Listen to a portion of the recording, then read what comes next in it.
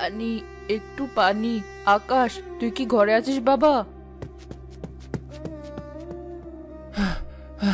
মা, আমি এই তো চলে এসেছি। এই নাও পানি, একটু আস্তে খাও। ডাক্তার চাচা আজ আসতে চাইলেন না।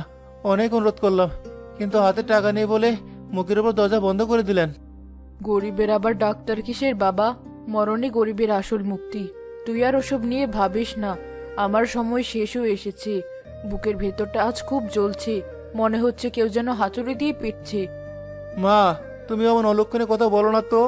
বাবা মারা যাওয়ার পর তুমি তো আমাকে আগলে রেখেছো। তুমি চলে গেলে আমি এই দুনিয়ায় কার মুখের দিকে তাকাবো? আমি শুনেছি কাল হাটে নতুন মহাজন আসবে। আমি মনে শুকনো কাঠ বেচে কিছু টাকা পাবোই। কাঠ বেচে দুমুঠো চাল জুটবে, কিন্তু আমার এই যক্ষা রোগের ওষুধ জুটবে না।